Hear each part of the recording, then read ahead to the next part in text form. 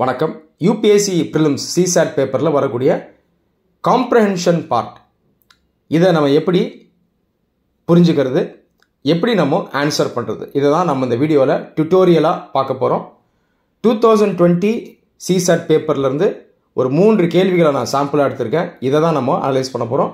இதன் மூலமாக இந்த கம்ப்ரஹென்ஷனை எப்படி ஹேண்டில் பண்ணுறது அப்படிங்கிறத நீங்கள் ப்ராக்டிக்கலாக அண்டர்ஸ்டாண்ட் பண்ணலாம். நிறைய பேருக்கு இந்த கம்ப்ரஹென்ஷன் பெரிய சிக்கலாக இருக்குது. நிறைய பேர் இந்த கம்ப்ரஹென்ஷனை அவங்களாவே காம்ப்ளிகேட் பண்ணிடுவாங்க. நான் நிறைய ஸ்டூடெண்ட்ஸ் பார்த்துருக்கேன். அவங்க பண்ணக்கூடிய தப்பு என்னென்னா, இந்த பேசேஜ் இருக்கு பாருங்கள், அதை படிக்காமலேயே டைரெக்டாக கொஷினை படிச்சுட்டு அதுக்கப்புறம் பேசேஜுக்குள்ளே போய் ஆன்சரை தேடுவாங்க. இது அவங்க ஷார்ட்கட் அப்படின்னு நினச்சி பண்ணுவாங்க. இது தவறான ஒரு அப்ரோச். இந்த மாதிரி செய்யக்கூடாது. முதல்ல நீங்கள் பேசேஜை படித்து புரிஞ்சுக்கிட்டு இதை வச்சு தான் நீங்கள் கொஷின்ஸை ஆன்சர் பண்ண நினைக்கணும். இதுதான் கரெக்ட் அப்ரோச், ரைட்டா? இதை தாண்டி ஜென்ரல் கைட்லைன்ஸ் கம்ப்ரஹென்ஷனுக்கு நான் முதல்ல சொல்லிடுறேன். இந்த பேசேஜ் இருக்குது பாருங்கள், பேசேஜில் யூபிஎஸ்சி கொடுத்துருக்கக்கூடிய கண்டென்ட்டை வச்சு தான் ஆன்சர் பண்ணணும். பேசேஜில் அவங்க இன்ஃபர்மேஷன் கொடுக்குறாங்க இல்லையா, இதை நீங்கள் உண்மைன்னு அசியூம் பண்ணிக்கிட்டு இதை வச்சு தான் பின் வரக்கூடிய கேள்விகளுக்கு நீங்கள் ஆன்சர் பண்ணணும். உங்களுடைய ஜென்ரல் நாலேஜை வச்சோ ஓவரால் நாலேஜை வச்சோ நீங்கள் ஆன்சர் பண்ணக்கூடாது. ஆனால் அந்த கேள்விகளை ஆன்சர் பண்ணும்போது சில கேள்விகளில் பார்த்தீங்கன்னா இந்த பேசேஜை வச்சு மேற்கொண்டு நாம் என்ன அசியூம் பண்ணலாம், இதில் இருந்து நம்ம எடுக்கக்கூடிய லாஜிக்கல் கன்க்ளூஷன் என்ன, வேலிட் கன்க்ளூஷன் என்ன, இந்த மாதிரி கேள்விகளை கேட்பாங்க. அப்போ நீங்கள் என்ன பண்ணணும்னா, அந்த பேசேஜிலேருந்து எடுக்கிற நாலேஜை தாண்டி மேற்கொண்டு நீங்கள் லாஜிக்கலாக திங்க் பண்ணலாம், அசியூம் பண்ணலாம். அப்போ அந்த அசம்ஷன் அப்படின்றது அதுக்கப்புறம் தான் இருக்கணும். பேசேஜை படிக்கும் போதே நீங்கள் எதுவும் அசியூம் பண்ணக்கூடாது. பேசேஜில் கொடுத்துருக்க விஷயங்களை நீங்கள் உண்மைன்னு எடுத்துக்கணும், அதை நாலேஜாக எடுத்துக்கணும். அதை வச்சு தான் மேற்கொண்டு கொஷின்ஸை ரீட் பண்ணி ஆன்சர் பண்ணணும். இந்த கைட்லைன்ஸ் எல்லாம் மைண்டில் வைங்க. ஒரு சில கேள்விகளில் பார்த்தீங்கன்னா மோர் தேன் ஒன் ஆப்ஷன் ஃபிட் ஆகும். ஆனாலும் நீங்கள் பெஸ்ட் ஆப்ஷனை சூஸ் பண்ணுற மாதிரி இருக்கும். கேள்வியிலே அவங்க வச்சுருப்பாங்க, which of the below options best fit அப்படின்னு இருக்கும். அப்போது more than one option fit ஆனாலும் எது பெஸ்ட் ஃபிட் அப்படிங்கிறத நீங்கள் சூஸ் பண்ணணும். ஓகே ஃப்ரெண்ட்ஸ், இப்போ நம்ம ஃபஸ்ட்டு பேசேஜை பார்த்துடலாம். பேசேஜை ரீட் பண்ணுங்கள், பொறுமையாக ரீட் பண்ணுங்கள், அவசரப்படாதீங்க. ஒரு சென்டென்ஸாக ரீட் பண்ணுங்கள். ஒரு வேளை புரியலன்னா அந்த சென்டென்ஸை மறுபடியும் படிங்க. எவ்வளோ முறை வேணால் படிக்கலாம், 2 முறை 3 முறை 5 முறை 10 முறை படிங்க. ஸோ நீங்கள் ப்ரிப்ரேஷன் ஆரம்பிக்கும் போது அந்த புரிதல் இருக்குது பாருங்கள், இது ரொம்ப முக்கியம். இந்த ஸ்கில்லை நீங்கள் வளர்த்துக்கணும். பொறுமையாக படித்தாதான் நமக்கு புரியும். In India over the last decade also labour has been departing agriculture but is only going to construction and unregistered manufacturing which are not markedly better jobs. ஒருவேளை புரியலன்னா மறுபடியும் படிக்கணும். இன் இந்தியா, நம் நாட்டில் over the last decade also கடந்த 10 வருடங்கள் இதில் labour has been departing agriculture, வேளாண்மையை விட்டு லேபர் வெளியே போகுது, வேலையாட்கள் வெளியே போகிறாங்க. எங்கே போகிறாங்களாம்? Is going to construction and unregistered manufacturing which are not markedly better jobs. வேளாண்மையிலிருந்து ஆட்கள் வெளியே போனாலும் எங்கே போகிறாங்க? அன்ஆர்கனைஸ்டு செக்டர் இதுக்கு போகிறாங்க. கன்ஸ்ட்ரக்ஷன், அன்ரிஜிஸ்டர்டு மேனுஃபேக்சரிங் இதுக்கு போகுது. இப்போ மேனுஃபேக்சரிங்க்கு போகுது. ஆனால் இந்த வேலைகளும் பெட்டர் ஜாப்ஸ் கிடையாது, குவாலிட்டியான ஜாப்ஸ் இல்லை. இது ஃபஸ்ட்டு சென்டென்ஸ். இந்த நாலேஜை மைண்டில் வச்சுக்கிட்டு மேலே போகணும், ஒரு நீட்சியாக போகணும். ஏற்கனவே படித்ததை மறக்கக்கூடாது, ஆனால் அதை ஃபர்தராக கொண்டு போகணும். ஓகே, அடுத்த சென்டென்ஸ் படிங்க. Services where labour tends to be more productive are not generating the additional jobs the country needs. First ஸ்டேட்மெண்ட்டில் என்ன படித்தோம்? அக்ரிகல்ச்சரை விட்டு போகுது, ஆனால் பெட்டர் ஜாப்ஸ் உருவாக மாட்டுது அப்படின்னு நம்ம படிக்கிறோம். அடுத்து என்ன படிக்கிறோம்? சர்வீசஸ் செக்டர் இருக்குது பாருங்கள், இதுதான் மோஸ்ட் ப்ரொடக்டிவ், இங்கே தான் நிறைய பேரை வேலைக்கு அமர்த்தலாம் அப்படின்னு இந்த சென்டென்ஸ் சொல்லுது. ஆனால் இங்கே அடிஷ்னல் ஜாப்ஸ் கிரியேட் ஆக மாட்டுது. ஓகேவா? இப்போ நான் ஒட்டுமொத்தமாக புரிஞ்சுக்கிட்டேன். இப்போ நான் சமரைஸ் பண்ணணும். அக்ரிகல்ச்சரை விட்டு போகுது, ஆனால் சர்வீசஸ்க்கு தான் போகணும், அங்கே போகலை. சர்வீசஸால் தான் நிறைய வேலைவாய்ப்புகள் கொடுக்க முடியும். ஆனால் எங்கே போகுது? மேனுஃபேக்சரிங் செக்டருக்குள்ளேயே அன்ரிஜிஸ்டர்டு ஜாப்ஸ் போகுது, அதாவது குவாலிட்டி அல்லாத ஜாப்ஸ் போகுது. ஓகேவா? மேற்கொண்டு போங்க. India will NEET 24 million R so jobs over the next decade. அடுத்த 10 வருடங்களில் 24 மில்லியன் ஜாப்ஸை இந்தியா உருவாக்கணும். மேற்கொண்டு போங்க. The new sector e-commerce can at best close only half the job gap. 24 million நமக்கு இன்னும் ஜாப் உருவாக்கணும். இதில் இ-காமர்ஸ் உதவும் ஜாப்ஸ் உருவாக்கும். ஆனால் வெறும் பாதி ஜாப் மட்டும்தான் இதால் உருவாக்க முடியும். மேற்கொண்டு போங்க. Only those sectors that drive domestic demand such as health and education can comfortably fill the other job. இ-காமர்ஸால் ஃபுல்லாக ஃபில் பண்ண முடியாது கேப்பை. ஆனால் எதால் ஃபில் பண்ண முடியும்? Health and education.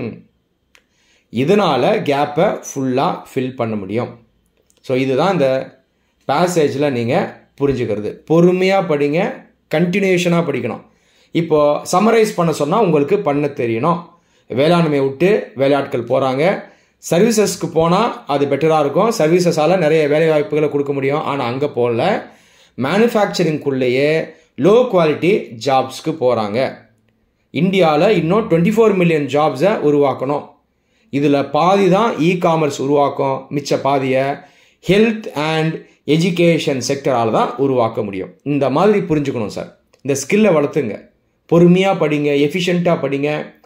படித்ததை மைண்டில் வைக்கணும். அடுத்தது தான் கொஷினை நாம இப்போ படிக்கணும். Read the question. இந்த கேள்வியை படிங்க. Which of the following is best implied in the passage? Best இம்ப்ளைட்னா என்ன? இந்த பேசேஜ் மூலமாக சொல்ல வரக்கூடிய அந்த விஷயம் என்ன? Best implied. இம்ப்ளைட்னா இது மூலமாக நம்ம புரிஞ்சுக்கிறது. அது டைரெக்டாக இருக்க தேவையில்ல, இன்டைரக்டாக கூட இருக்கலாம். ஆனால் பேசேஜில் கொடுத்துருக்கிற நாலேஜை வச்சு தான் நீங்கள் ஆன்சர் பண்ணணும். உங்களுடைய ஜென்ரல் நாலேஜை வச்சு ஆன்சர் பண்ணக்கூடாது. பேசேஜில் இருக்க நாலேஜ் அதை ஃபர்தராக நீங்கள் யூஸ் பண்ணி ஆன்சர் பண்ணுங்கள். 4 ஆப்ஷன்ஸ் இருக்குது பாருங்கள். இங்கே ஒத்து பார்த்தீங்கன்னா பெஸ்ட் இம்ப்ளைட்னு இருக்குது. அப்போது ஒரு ஆப்ஷனுக்கும் மேலே நமக்கு அந்த ஆப்ஷன் பார்த்தீங்கன்னா ஓரளவுக்கு ஃபிட் ஆகும். ஆனால் நீங்கள் பெஸ்ட் ஆப்ஷனை சூஸ் பண்ணணும். ஃபர்ஸ்ட் ஆப்ஷன் படிங்க. Strong measures need to be taken to reduce the rural to urban migration of labour. Rural to urban migration, கிராமத்திலிருந்து சிட்டிஸ்க்கு லேபர் வர்றதை தடுக்க வேண்டும். இதை இந்த பேசேஜ் சொல்லுதா? இந்த பேசேஜ் எங்கேயுமே இதை சொல்லலை இல்லையா? பேசேஜை வச்சு தான் நம்ம ஆன்சர் பண்ணணும். அப்போது ஸ்டேட்மெண்ட் ஏ ரூல்ட் அவுட். இது கரெக்ட் ஆன்சராக இருக்காது. ஃபர்தராக போங்க. The working condition in construction and unregistered manufacturing needs to be improved. இது ஓரளவுக்கு லாஜிக்கலாக இருக்குது பாருங்கள். நம்ம என்ன படித்தோம்? அக்ரிகல்ச்சர்லேருந்து அன்ரிஜிஸ்டர்ட் மேனுஃபேக்சரிங்க்கு போதுன்னு தான் படித்தோம். ஆனால் அதெல்லாம் பெட்டர் ஜாப்ஸ் கிடையாது. அப்போது இந்த மேனுஃபேக்சரிங் செக்டரை இம்ப்ரூவ் பண்ணலாமா அப்படிங்கிறது லாஜிக்கலான ஒரு அண்டர்ஸ்டாண்டிங் தான். ஆனாலும் இதை இப்போதைக்கு வெயிட்டிங் லிஸ்ட்டில் வைங்க, அப்படி ஒதுக்கி வைங்க. ஆப்ஷன் சிக்கு போங்க. Service sector has been reducing the problem of unemployment. இங்கே ஒத்து படிங்க. சர்வீஸ் செக்டர் இருக்கு இல்லையா பேசேஜில், அது அன்எம்ப்ளாய்மெண்ட்டை ரிடியூஸ் பண்ணுது, ஆக்சுவலாக பண்ணிக்கிட்டு இருக்கு அப்படின்னு பேசேஜ் சொல்லுதா? எங்கேயும் சொல்லலை. சர்வீஸ் செக்டர்னால எம்ப்ளாய்மெண்ட் கொடுக்க முடியும்னு தான் சொல்லுதே தவிர இப்போ அது அன்எம்ப்ளாய்மெண்ட்டை குறைச்சிக்கிட்டு இருக்கு அப்படின்னு பேசேஜ் சொல்லலை. அப்போ சியும் ruled out, A ruled out, C ruled out. ஒன்று பிஆ இருக்கணும், இல்லை டிஆ இருக்கணும். ஃபர்தராக ரீட் பண்ணுங்க. Increased social sector spending is imperative for large scale job creation. Social செக்டர்ன்ற வார்த்தையை நான் பேசேஜில் பார்க்கலையே, டைரெக்டாக பார்க்கல, நீங்கள் இன்டைரக்டாக அதுலேருந்து புரிஞ்சுக்கணும். லாஸ்ட் சென்டென்ஸ் பாருங்கள். இ-காமர்ஸால் அந்த கேப்பை ஃபில் பண்ண முடியாது, ஆனால் ஹெல்த் அண்ட் எஜுகேஷன் இதால் ஃபில் பண்ண முடியும்னு படித்தோமா? இது நத்திங் பட் சோஷியல் செக்டர். அப்போ சோஷியல் செக்டருக்கு நம்ம அதிகம் ஸ்பெண்ட் பண்ணோம்னா இதில் ஜாப்ஸ் உருவாகுமா? எஜுகேஷனில் ஹெல்த் கேரில் உருவாகுமா? இதனால் நம்ம அன்எம்ப்ளாய்மெண்ட்டை ரெடியூஸ் பண்ண முடியுமா? இது லாஜிக்கல் தானே. இப்போ பிடி 2 ஆப்ஷனில் எது பெஸ்ட் இம்ப்ளைட் பாருங்கள். பியில் ஓரளவுக்கு லாஜிக் இருக்குது, ஆனால் பிஏ கம்பேர் பண்ணும்போது டியில் தான் லாஜிக் அதிகமாக இருக்குது. சோஷியல் செக்டர் ஸ்பெண்டிங்கை இன்க்ரீஸ் பண்ணால் நிறைய வேலை வாய்ப்புகளை நாம் ஹெல்த் எஜுகேஷனில் உருவாக்கிட்டா நம்ம அந்த 24 மில்லியன் ஜாப் டார்கெட் இருக்குது பாருங்கள், அதை ஈஸியாக ரீச் பண்ணிடலாம். அப்போது டி தான் இங்கே கரெக்ட் ஆன்சர். நெக்ஸ்ட் பேசேஜை நாம அனலைஸ் பண்ணுவோம். அதை கவனமாக படிங்க. One of the biggest ironies around water is that it comes from rivers and other wetlands. yet it is seen as divorced from them. First sentence நல்லா புரிஞ்சுக்கங்க. One of the biggest irony என்ன? ஒரு விஷயம் ஒரு முரணா இருக்கிறது அல்லது ரொம்ப வியப்பா இருக்கிறது, வேடிக்கையா இருக்கிறது. Around water is that it comes from rivers and other wetlands. நீர் எங்க வருது? ரிவர்ஸ், நதிகள்ல இருந்து வருது, மற்ற சதுப்பு நிலங்கள்ல இருந்து வருது. இது first sentence. Yet it is seen as divorced from them. அப்படின்னா என்ன அர்த்தம்? இங்க டிவர்ஸ்னு சொல்றது நம்முடைய பார்வையை சொல்றாங்க. நாம நீரை எப்படி பார்க்கிறோமா? நீருங்கிறது தனி, நதிகள் சதுப்பு நிலங்கள்ன்றது தனி, நீர்நிலைகள் தனி அப்படின்னு நாம பார்க்கிறோமா? இதுதான் நம்ம இதுல இருந்து புரிஞ்சுக்கிறோம். மேற்கொண்டு போங்க. While water is used as a resource, public policy does not always grasp that it is a part of the natural ecosystem.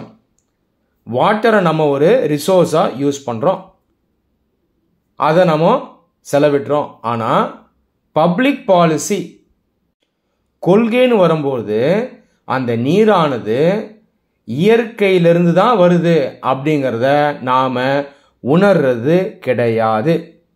Does not always grass அப்படின்னு என்ன அர்த்தம்?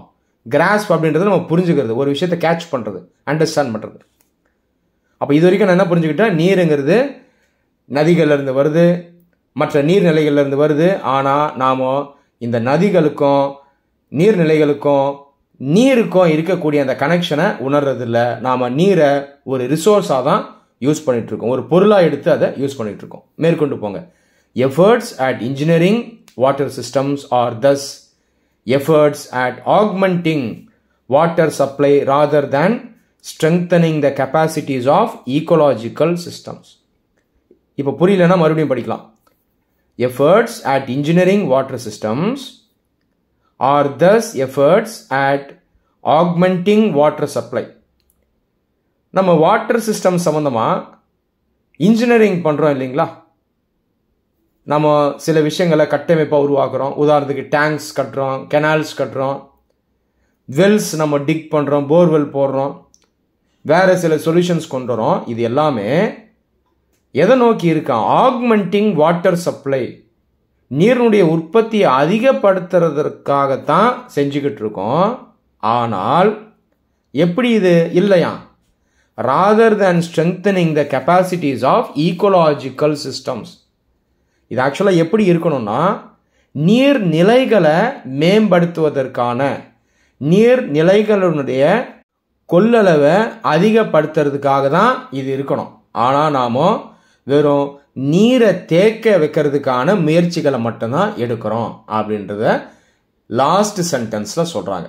ரொம்ப ரொம்ப சிம்பிள். உதாரணத்துக்கு நீர்நிலைகளை அழிச்சிட்டு வீடு கட்டிட்டா நமக்கு நீர் கிடைக்குமா? கிடைக்காது. ஆனால் நம்ம என்ன பண்றோம்?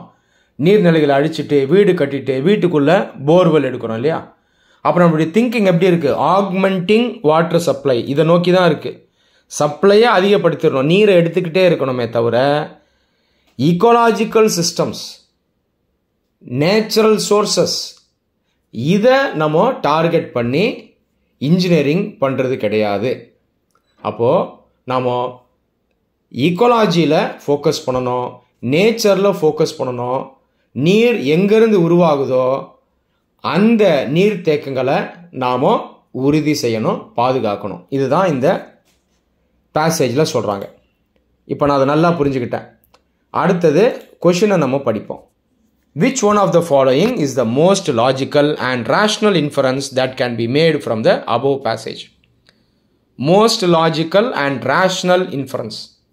4 ஆப்ஷன் கொடுத்துருக்காங்க. இதில் எது ரொம்ப லாஜிக்கலாக இருக்குது, எது ரேஷ்னலாக இருக்குது, அதாவது அறிவுபூர்வமாக இருக்குது அப்படின்னு கேட்குறாங்க. இங்கேயும் ஆப்ஷன்ஸ் எப்படி இருக்குன்னா, ஒன்றுக்கும் மேற்பட்ட ஆப்ஷன்ஸ் வந்து லாஜிக்கலாக இருக்கலாம், ரேஷ்னலாக இருக்கலாம். ஆனால் நீங்கள் சூஸ் பண்ணக்கூடியது மோஸ்ட் லாஜிக்கல், மோஸ்ட் ரேஷ்னலாக இருக்கணும். இப்போ பொறுமையாக ஆப்ஷன்ஸை படித்து பார்த்துட்டு சூஸ் பண்ணுங்கள்.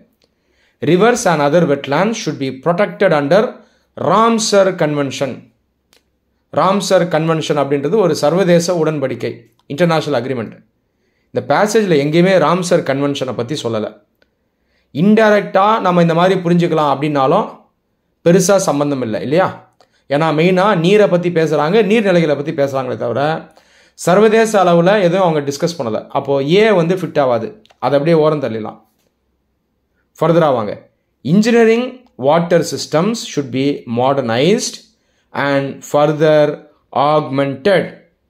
இது டைரெக்டாகவே அந்த பேசேஜில் இருக்குது பாருங்கள். பேசேஜ் நம்ம கிளியராக சொல்லுது, தற்போதைக்கு எப்படி இன்ஜினியரிங் பண்ணுறோன்னா வாட்டர் ஆக்மெண்டேஷனை தான் பண்ணிகிட்ருக்கோம். நீர் உற்பத்தியை தான் அதிகப்படுத்துகிறோம். உதாரணத்துக்கு போர்வெல் எடுக்கிறது, இந்த மாதிரி விஷயங்களை தான் பண்ணுறோம். இது போதாதுன்னு பேசேஜே நமக்கு சொல்லிருச்சு. அப்போ இதுவும் லாஜிக்கல் இன்ஃபரன்ஸ் கிடையாது. மேற்கொண்டு போங்க. Wetlands need to be reinforced as more than just open sources of water. இது நல்லாவே லாஜிக்கலாக இருக்குது பாருங்கள். இதை தான் பேசேஜ் ஃபஸ்ட்லேருந்தே சொல்லிட்டு வருது. இந்த நீர்நிலைகள் இருக்குது பாருங்கள், வெட்லாண்ட்ஸ். இதை நாம் வெறும் வாட்டர் சோர்ஸாக மட்டும் பார்க்கக்கூடாது, நீரை மட்டும் எடுத்துக்கிட்டு விட்டுறணும் அப்படின்னு பார்க்கக்கூடாது. அதை தாண்டி நீர் உற்பத்தி ஆகக்கூடிய ஒரு ரிசர்வாயராக நம்ம பார்க்கணும் இல்லையா? இதுதானே அந்த பேசேஜ் சொல்லுது. அப்போ இது லாஜிக்கலாக இருக்கா? இதை வெயிட்டிங் லிஸ்ட்டில் வைங்க. மேற்கொண்டு போங்க. Water supply should not be free of cost so as to prevent its misuse or over use. Water சப்ளையை ஃப்ரீயாக கொடுக்கக்கூடாது, சார்ஜ் பண்ணணும் அப்படின்னு 4th ஸ்டேட்மெண்ட் சொல்லுது. இது அந்தளவுக்கு லாஜிக்கலாக இல்லை, ஓரளவுக்கு லாஜிக்கலாக இருக்குது. அது இல்லாமல் ஸ்டேட்மெண்ட் பார்த்திங்கன்னா இதை பேசேஜ் இதை டைரெக்டாக பேசலை. அப்போ டி வந்து அந்தளவுக்கு லாஜிக்கலாக இல்லை அப்படின்னு நம்ம சொல்லலாம். ஆனால் எந்த ஸ்டேட்மெண்ட் மோஸ்ட் லாஜிக்கலாக இருக்குதுன்னு பார்த்தீங்கன்னா சி தான் லாஜிக்கலாக இருக்குது. Wetlands need to be reinforced as more than just open sources of water. அப்போ சி தான் கரெக்ட் ஆன்சர்.